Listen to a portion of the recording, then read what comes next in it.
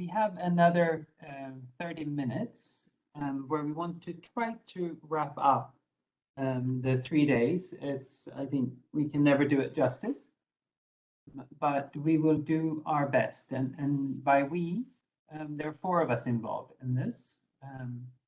First, Domenico is going to come in and show you some statistics that we haven't seen so far, and which I think we should all be aware of as we end this conference.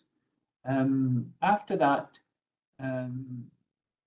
we will have a little conversation between 3 of us, sort of discussing what we all have taken away, heard from this conference. And then I will say a few final remarks. So I promise we won't spend more than 30 minutes, but please stay with us. And if you have questions during this session, post them. There won't be a Q&A, so just post them in the chat, and we'll try to address them as we during our conversation. Domenico, kick us off for this final session.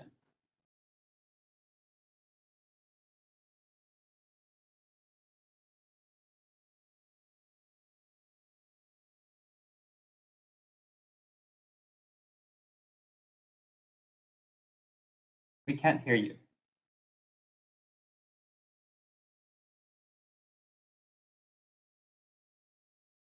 We see your slide, Domenico, but we can't hear you. Can you hear me now? Yeah. Can you hear me now? Yeah. Can you see my slide fine? Yeah, and we can see you in the middle of the slide. Beautiful. Well, I have no idea how that happened, but I'm not gonna try and change it because I'm afraid I'm gonna make a disaster. So I'll leave it there. Hope you don't find it disturbing. So as Bjorn said, I would just like to introduce a few numbers, which are gonna help us, I think, thinking more throughout the next 30 minutes when we hear our closing conversation. These are numbers that refer to some of the items that have been discussed during both the policy panel that we had 2 days ago and also some of the issues that both Professor Miguel and Professor Ibanez mentioned through their talks. So the first one is something that Andres mentioned during his introduction to Professor Ibanez's talk, which is about the literature, about the fact that there was not too much going on in the literature until quite recently.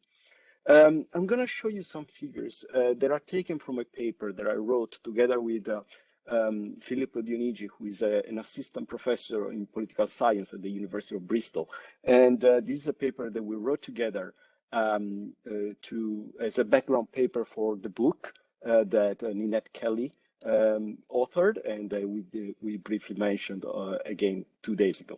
Now, the first graph shows a bit how the trend in academic publications. So these are published papers published in academic journals in four disciplines, and as you can see, there is a clear upward trend, and the number basically between the last decade and the previous one.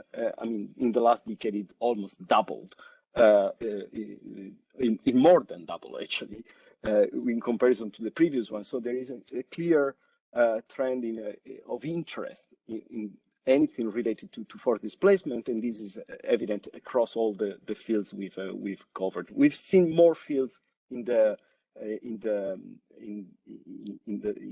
paper, but for the moment I'm focusing on these 4.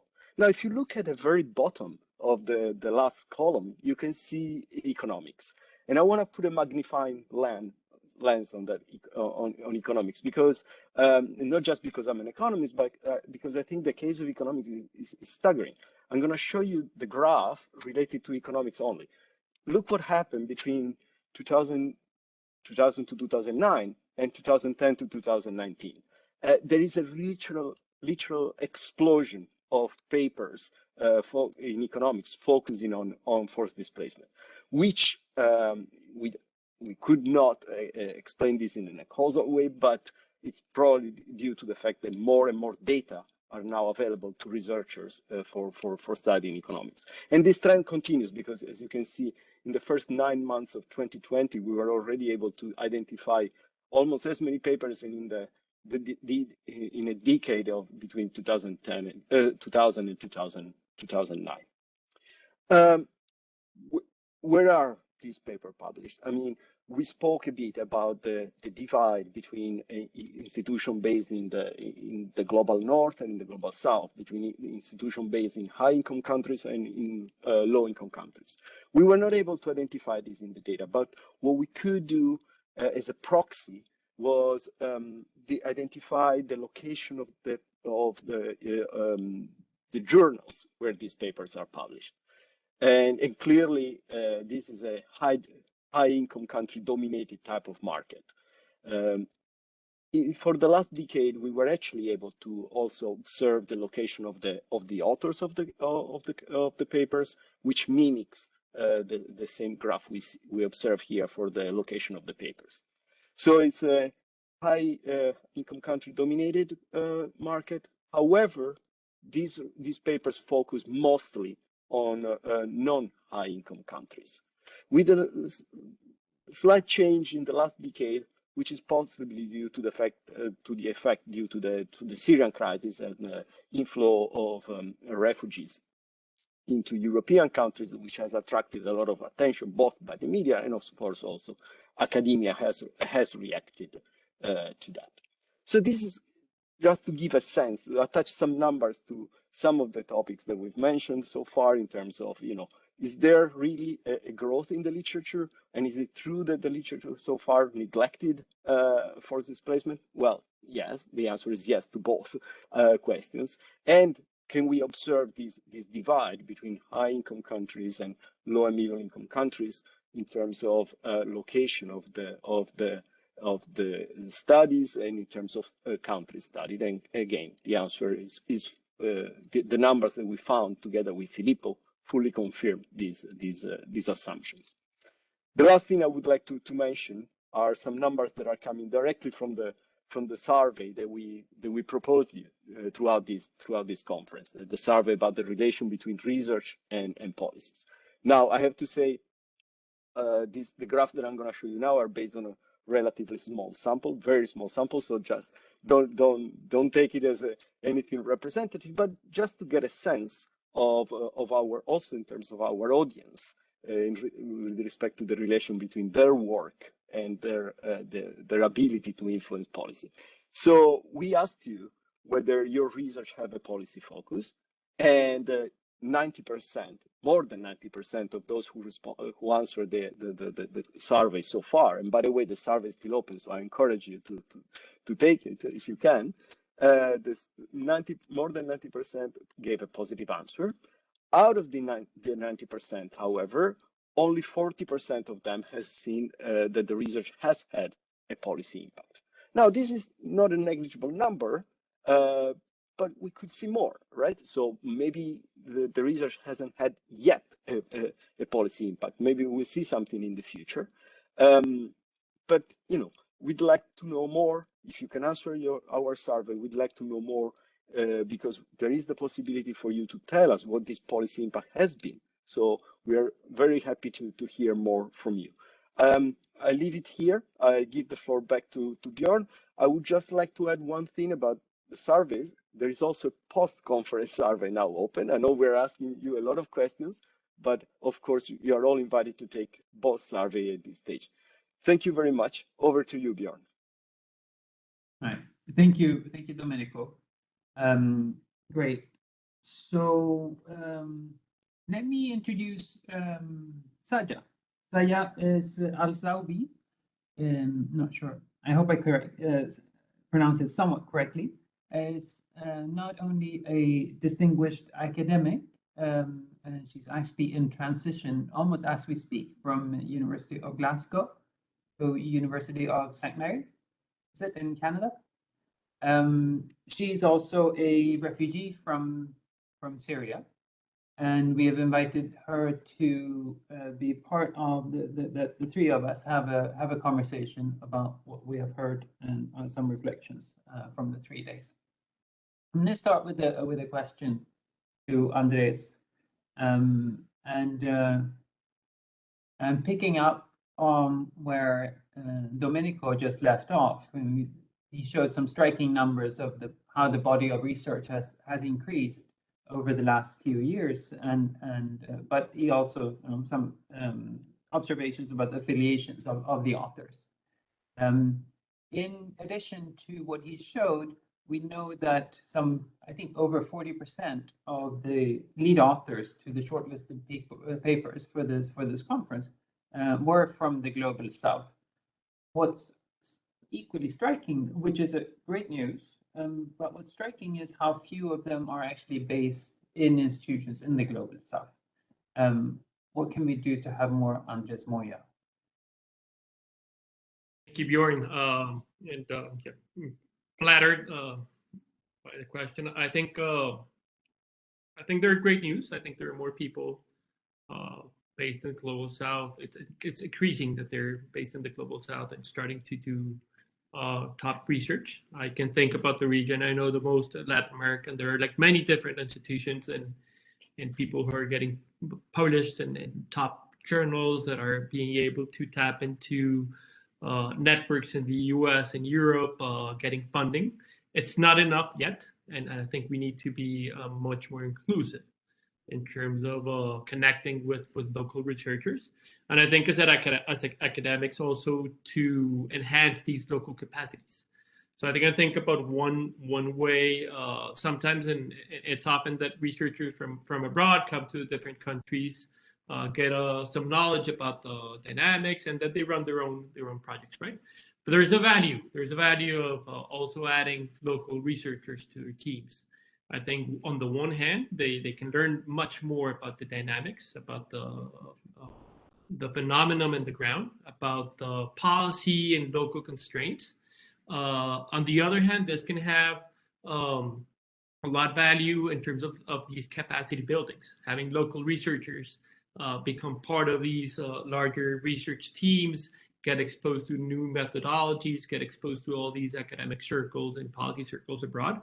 I think that can have a lot of value for creating these new research and these new capacities. And I think, this can also have this inspirational effect. And other researchers, maybe younger scholars who are seeing how maybe more advanced researchers and their institutions are becoming connected to research abroad. I can just give a small anecdote. Back in early 2000s, Jim Robinson, who's now a professor in Chicago, he was at the time a professor in Berkeley. He's well recognized in political economy.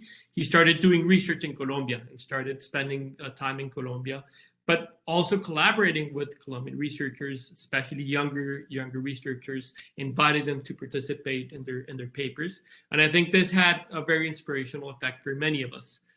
Started seeing the opportunities that we could have if we chose this path. So I think we can as researchers and established researchers, we can do maybe a bigger effort in trying to be much more inclusive. And I think this may also connect with what the JDC wants to do, right? And so maybe I'll give you also I'll get the question back to you in terms of, so on the other side, what could you do to make this research more inclusive? Yeah, thank you, Andres. I don't have a lot to add to your really good answer. At the JDC, what we tried to do, what we've introduced is a young scholars program. And I know that the World Bank's Africa department has a wider scholarship or scholar program. So we take on 2 or 3 here that we young scholars who come in and they help us with our respective activities and also in the running of the JDC. But I think your advice on sort of having research teams always partner up with local institutions to bring somebody from a local institution onto the team is a really good one. As far as we know, Saya, I guess we don't really know how many of the authors of these papers for this conference were actually IDPs or refugees. But do you believe that there's an intrinsic value of having people such as yourself as authoring research papers? And if so, how can we encourage more people who with firsthand experience from forced displacement?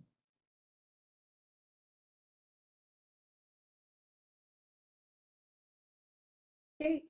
Oh, thank you, Mary, for this, and Andreas for this invitation to be with you today. It's such a pleasure, and I'm happy to talk about displaced and refugee researchers and scholars in this conference. I'm sorry, I have We can still hear you. Technical issues. Can you hear me? Yes, we can. Okay. So in terms of you asked me about the researchers, how they can author or contribute to such studies or papers. So for sure, these researchers have pure, rich, and clean data, which they can turn it into such informative and significant papers. So since they have this first-hand experience and they know how to explain the experiences of such or to explain these texts in a proper and clear and honest way. So from my side, for example, one of my papers is still under publishing in Oxford Development Studies journal, and both referees have mentioned this paper, which is talking about it's a gender analysis of Syrian refugees coping strategies in Lebanon, that they mentioned that it's considered a good source or reference in this field. So I can't tell you literally. So what they have mentioned, they said that authors have presented a paper that aimed to fill a gap in the current literature, as a gender dimension is often lacking in livelihood studies. The author's overall knowledge of the situation of Syrian refugees in Lebanon is evident. So here we talk about these people or these researchers, how they have the knowledge to tackle these issues and maybe explain it more than in a proper way, more than others. But still they have the challenges to contribute or to author this paper. So for example, to support them and how we can support them to contribute to international scientific environment, to author papers or contribute to research. It's really it's not easy work and it's not easy efforts. I believe that to achieve this, varied bodies should work and collaborate together, including governments and authorities, policy makers, in addition to universities and institutions, international organizations. So so first and foremost, we should secure these researchers, and we should host them in safe countries with saving their identities and their dignities. We should give them the right to work and contribute and access to research and scientific environment, the right to access universities and such institutions, including funds and libraries. Particular support in terms of fund here, we should talk about, we should highlight the issue of funding research to conduct research or publish, and to improve providing them the ability to build their capacities, to improve their language skills if they wanted to publish in international languages, and to improve their academic writing approach, and to get adapted to the new host environment. So to be aware of the whole situation in this new environment, and very essential and fundamental issue here. So these civil scholars or these civil researchers should be given an exemption from the political sanctions and bans that which block this category and limit their contribution to research and publishing and work in academia in general. So so from this point, I want to talk about my personal experience. So I have already experienced many of these problems and I'm still suffering actually because of the sanctions and bans against the Syrians population. So since I'm a displaced scholar and I'm still having the Syrian passport or the Syrian nationality, that means I have very limited access to many or some suffers or some challenges to get involved in other international institutions or to get into new countries. Also, there are some organizations, international organizations that's looking after scholars and research, refugee, displaced and at-risk scholars and researchers. I think these organizations, they do their best to help these scholars as well, but still we need more collaboration and more support to help and give a hand to this category that have their and get benefit of their knowledge. I'm sorry if my voice is not clear. I have the cold, so I hope this is a good answer for your question. Thank you. Thank you. No, your voice is carrying. Don't worry about that at all. Thank you. It sort of, to me, it's a little bit of a reality check to also to hear you talk about the challenges for somebody like yourself to access access literature, access institutions, and so thank you for sharing those words. And can I switch gears and Andres to ask you? I know you've read the full batch of submissions, 154. Maybe you didn't read all 154. I know you had a system of between the three of you in the academic committee, but I know that you're intimately familiar with some 45 or so of the submissions. What stands out to you in terms of topical focus of research approaches or geographical coverage from this batch? Any reflections on the totality of what we've been looking at here? Right. Yeah. Good. So we were lucky that we received so many good applications, and I think it just highlights how people are starting to work on this in more detail and with more emphasis. So I think one, we saw a lot of papers on refugees in general in terms of discrimination. There's a lot of papers here in terms of how to tackle prejudice and discrimination. I think we actually had a full session here. So there's a topic that carried on from the previous conference.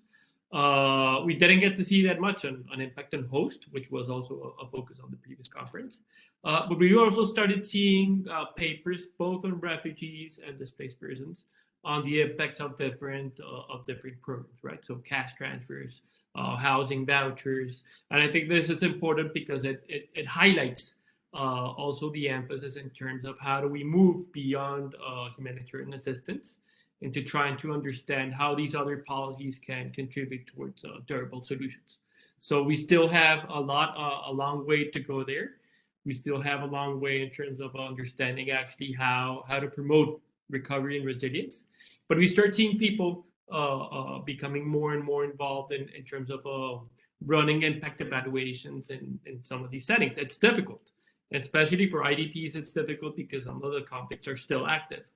But there's I just want to highlight that there's more research coming up in terms of the different impacts of some of these policies, and maybe that's the one that I would like to highlight. And the other one, I think we also had a session on this in terms of innovations in data collection, right? And so also very important for the mandate of the JDC in terms of different ways in which we can bundle together both administrative data, big data, satellite data, mobile phone data, to try to better get a sense of the magnitude of displacement, the dynamics of displacement, and sometimes even the consequences of displacement.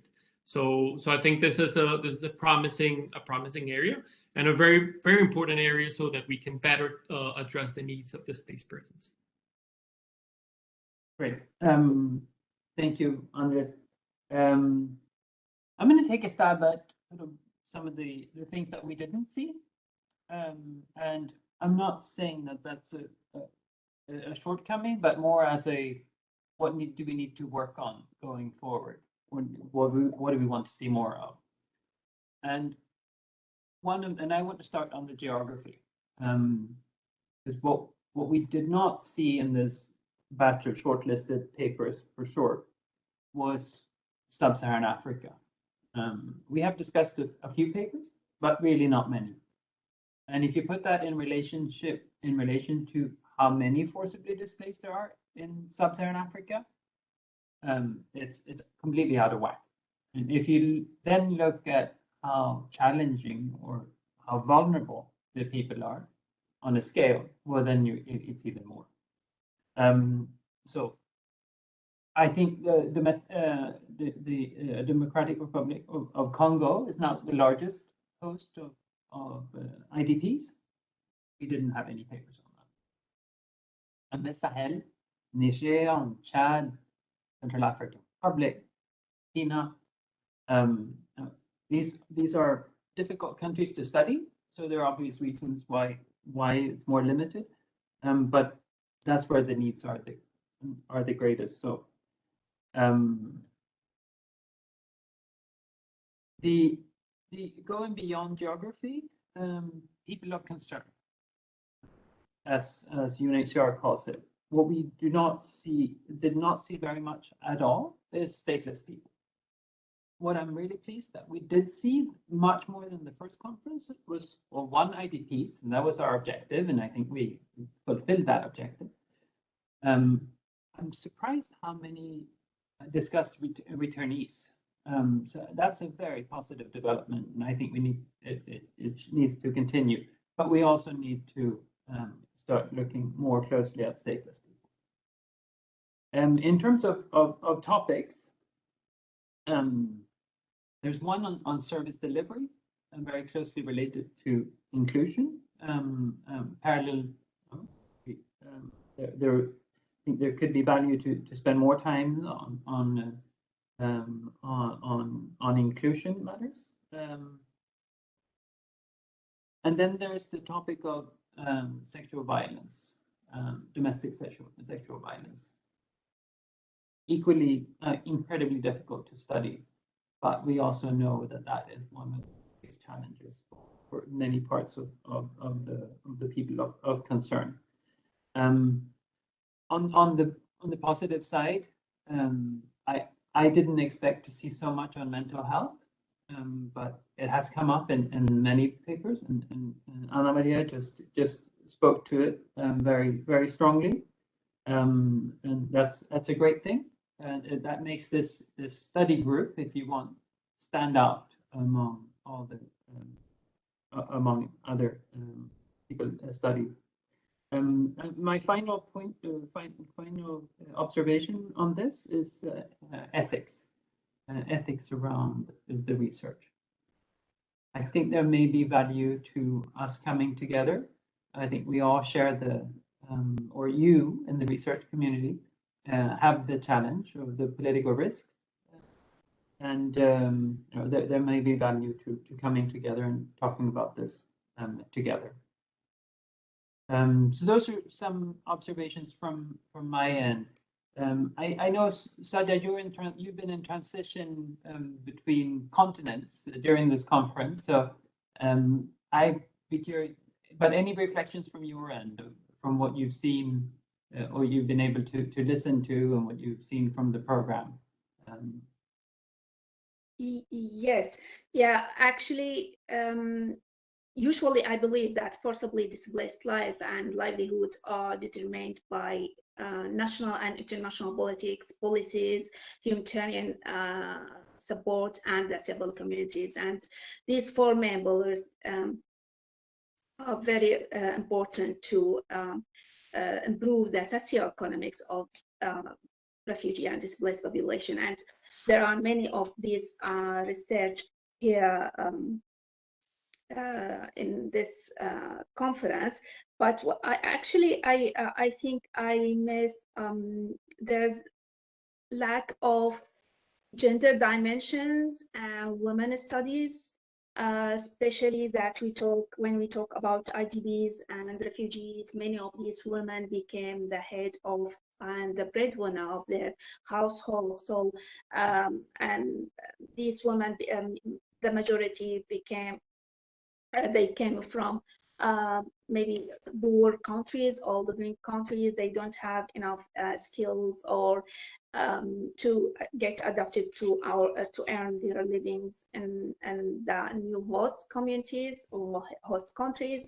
Even for those who are skilled and they have their abilities to work and they have the skills, still they have suffer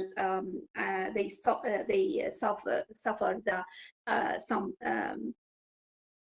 issues and gender norms and etc. So but I really appreciate the varied research here. So this research which highlight the role of the displaced and refugees to grow the host economy and in the studies, and to highlight this category as a valuable human capital when they get the right to contribute and access to work or to contribute to these host countries. Some studies highlight the humanities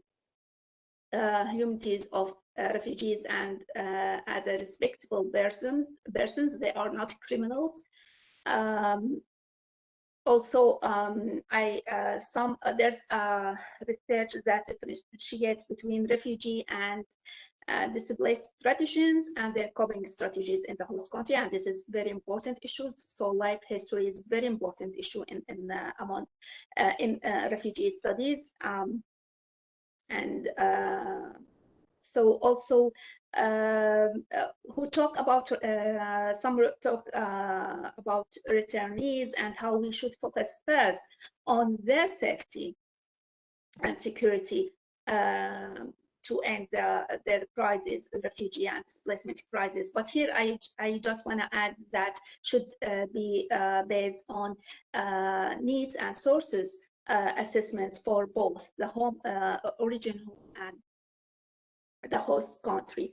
And in the end, I just wanted to highlight one issue that this is the research. We don't, the majority talk about the sociology and talk about the health, but there are a few talk about the economics and how they can contribute to, because we should tackle refugees and displaced people.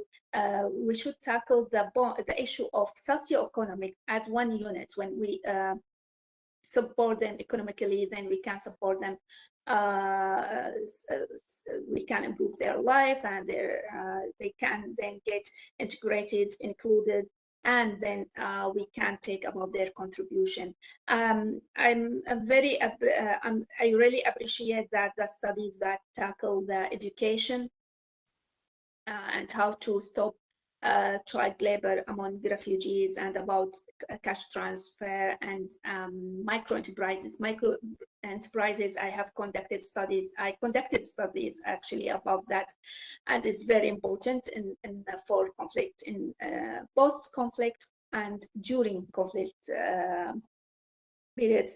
And this is a briefly, but again, I just wanted to highlight gender dimensions and women empowerment, especially for domestic violence and gender violence space. Yeah, thank you.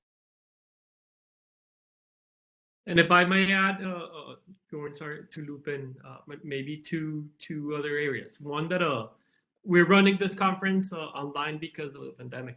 We weren't able to, unfortunately, to host the conference in Bogota. We would have liked to hosted you there. But it was also a little bit surprising that that we don't have any evidence about how refugees, IDPs are faring during the pandemic, right? They might be maybe one of the more vulnerable populations worldwide, maybe the more hardly struck by the pandemic, and yet we don't have that much information about them. So I think this is one pressing issue.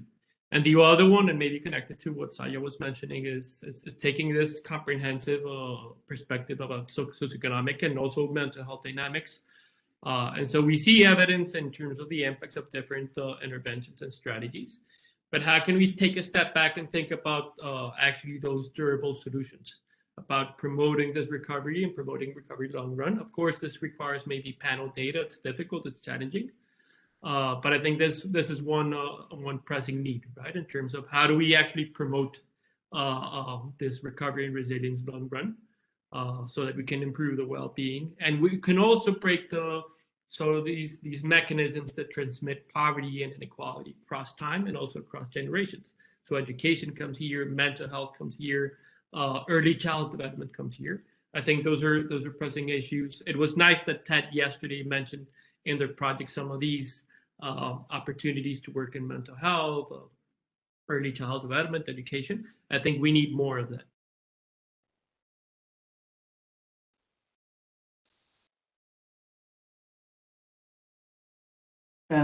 Good. I think we're running out of time, so we're gonna have to wrap it up here. Thank you, Saya, for joining us and on this. So I want to close with 5 reflections very quickly, especially to our any younger researchers who are watching this. I think Ana Maria gave some advice. A few pointers. One, please keep those portraits and those images that we saw during the conference in mind as you do your research. It's about people, it's about individuals. 2, second is please keep in mind what you want to change, what you with your research, with your findings.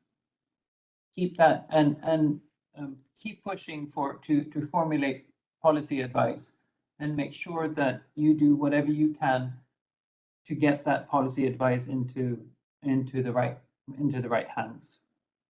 3, push for data openness, responsible open data. Make sure that we produce global public goods here. Keep that up, please, as much as you can. 4th, don't look for, as the expression is, don't look for the key under the spotlight.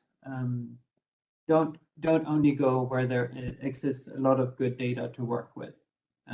Make that extra effort and create the data, or be innovative for those places, the most difficult places, which tend to be very data poor.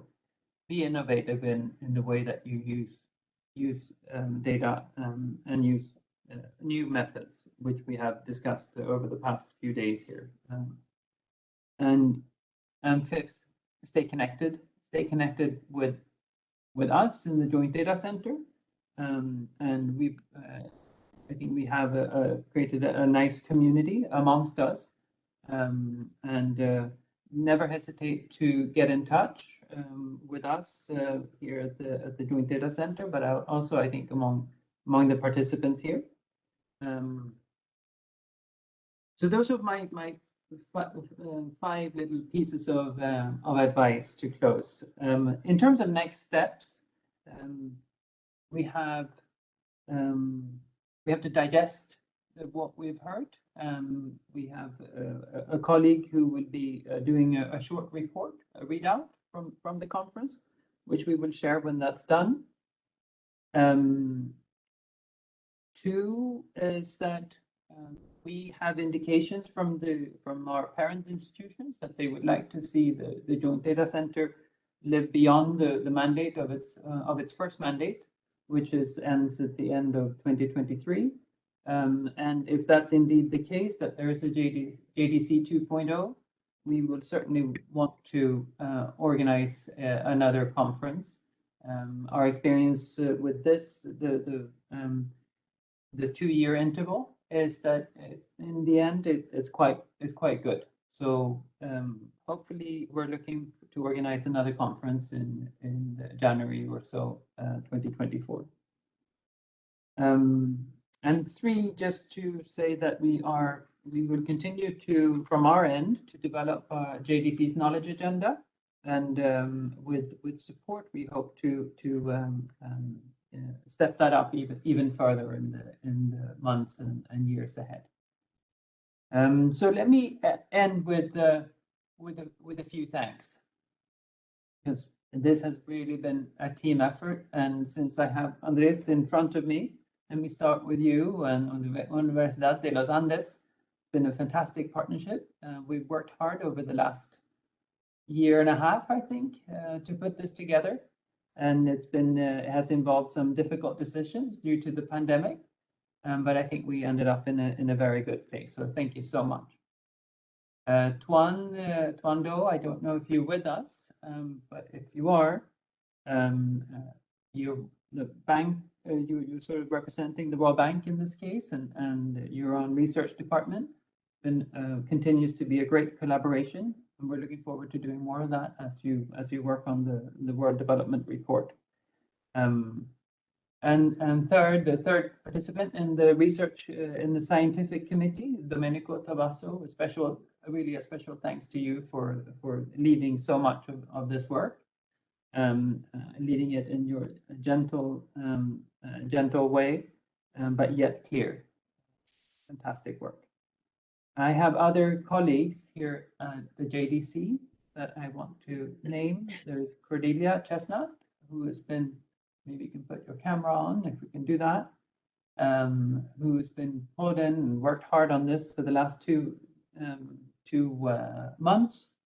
Agnes, who's been behind much of the logistics and the IT behind, working together with our IT specialists, Sandra Hassan and Nelly Pomi and Yuri Fedorov, who are all with the World Bank, sitting in the Paris office. Marie Schlund, who is a program assistant at the JDC, closely involved all along, and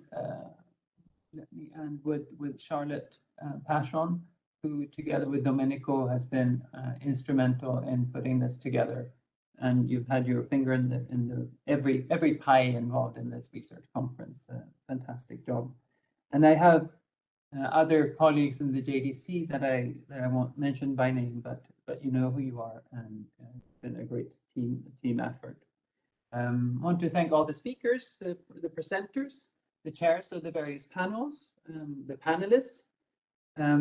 So you hear there's a lot of people involved, and it's been a fantastic teamwork. And to make it, and there are 5 bodies that have made this possible by providing funding. It's the government of Denmark, the US government through the State Department, the European Commission, IKEA Foundation, and the Hilton Foundation. We're really grateful for their continued support, relentless.